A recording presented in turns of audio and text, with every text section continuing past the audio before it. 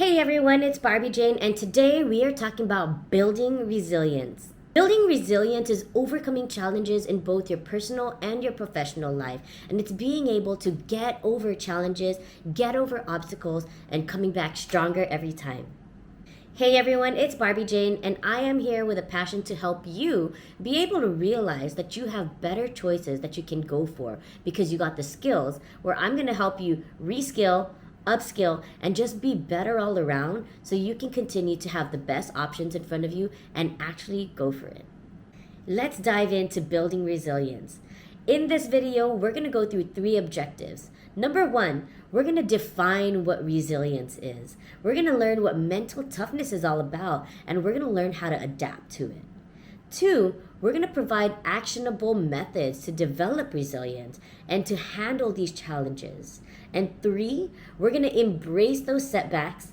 We're not going to be afraid of it anymore, and we're going to build on that mindset of adaptability. But first, what is resilience? Resilience is about the ability to recover quickly. Think about the trees when they're blowing in the wind. They're bending, but they're never really breaking.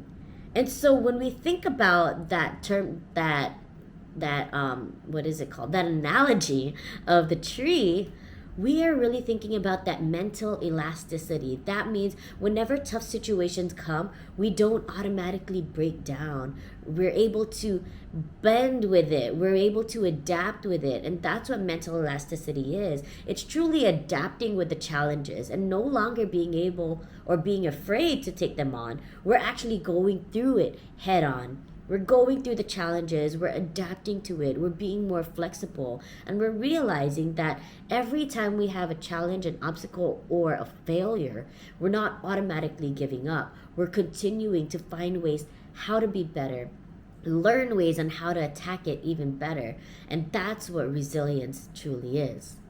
So why does being resilient matter? Well, let's take a look at this slide. First off, we have Mary. Mary is super stressed. A lot of times when people are not resilient, they grow through stressful moments, they go through failures, and they automatically crumble. They're stressed out and they don't know how to move forward. And often this type of reaction is related to or associated to people with a fixed mindset. However, if we are resilient, we have Maria on the other side who's happy. And it's really a mental shift that we need to make where we realize that every time we have a failure or a challenge, we don't look at it as a failure and we're done with it. We actually look at it as a way of learning how to do things better. Now again, that shift is what makes us even better and be resilient and build that mental toughness, because every time we come into the framework or the mindset of how do we do it better? How do we learn from this? What can we take away from this? That helps us to realize that those failures are setbacks, but they help us build onto the comebacks. Well, what are those methods to help build on resilience? Number 1 is self-awareness. We have to realize that maybe we are not the best at everything, but that's okay.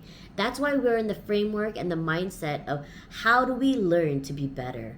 How do I learn from these mistakes? And how do we get better from that? Number 2, we adopt the growth mindset. Like I shared earlier, a fixed mindset is a scenario where when someone goes into a challenge, they automatically stop and they think, I can't do this.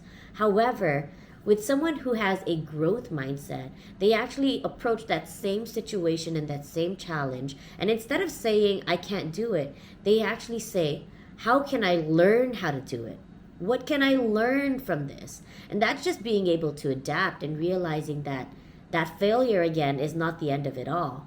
It's actually just a way to do things better and to find different options and continuing to get past that. Number 3 is emotional regulation. Now, this is something that, a phrase better yet, that I recently heard of is, you should never act on your emotions. You act on your mission, you act on your goals, and you continue to do it, not on your emotions. Because a lot of times when we feel our emotions, we feel like we're not in the mood, we're feeling sad, we're feeling angry, feeling frustrated. If we act on those emotions alone, oftentimes we close up, we don't do what we're supposed to do, and we're set back even more. But if we can regulate our emotions and work past it and now think about the goal that we have on hand, we actually can keep taking those steps forward to continue to build and grow from that. Number 4 is we build support networks. Now, you ever hear that saying where you are the sixth person, or you are the 5 people that you're surrounded by, right? So if you're surrounded by 5 people who are not motivated, doesn't want to do anything, lazy, guess what you're going to be? That same way. But if you have 5 friends who you have this support network with, and they are ambitious, they have that growth mindset, they continue to strive for more, guess what you're going to do? You're going to be that same way. You're going to keep striving for more. And so you want to make sure that you're surrounded by the right support team, that right network of people who also have that same drive, because they will continue to push you, lead you, motivate you, even in those times when you're just not at it, not feeling like it. You will continue to grow with them as well. So build on those 4 things: self-awareness, that growth mindset, emotional regulation, and building on your support network.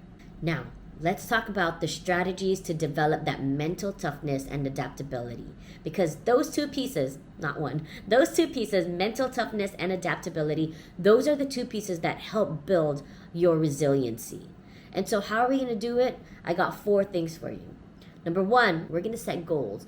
Number 2, we're going to visualize what we want it to look like. What will it look like for us? Call it manifestation, if you will, but visualize how it will be if you reach that goal, or even that journey to that goal. Number 3, positive thinking. Being positive will definitely always put you a step further, because the moment we fall back and think negatively or fall into a fixed mindset, we automatically get set back. We always want to have that growth mindset, but more importantly, always thinking positive so we continue to lead forward and go forward. And number 4, take those calculated risks. Now, anything in life has a risk. Going outside the house is risky. Driving your car is risky. Taking on a challenge, whether it's for your business or your career, yes, it's risky, but you also gotta calculate it. And I'm sure in anything that you do, you don't automatically jump off, right? You think about it a little bit more. You think, what are the consequences? What are some alternatives? If plan A doesn't work out, what is plan B? And what does plan C look like? Thinking about all those different options and alternatives help you make that calculated risk. And it's not automatically going in blindly, you're thinking about it. And so as you strategize for this, again, think about your goal, set that goal, visualize it or manifest it, if you will. Think positive. Oh, I can't do that thing. Positive thinking, think positively. And 4, take those calculated risks. Now, the last thing I'm going to add to that is notice the word take. That means to have action on. A lot of times we get stuck with, I have this idea, I visualized it, I'm thinking positive, but I'm still thinking about it.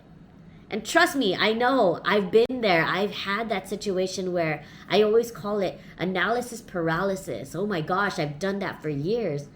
And so with that 4th piece in strategizing for this, take that action. Take that calculated risk. You've thought about it a lot already. Now it's time to move on and actually do.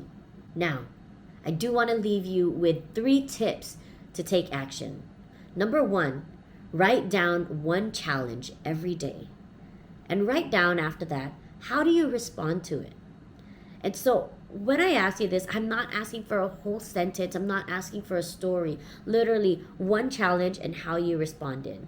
And the reason why I want you to do this, because it helps us kind of reflect, right? And build on that self-awareness. It makes us start to think, okay, I can actually, what were those challenges? And depending on how I responded, you can now analyze, did I respond well? Could I have responded better? What can I do to do better? Or, you know what? I like how I responded to it.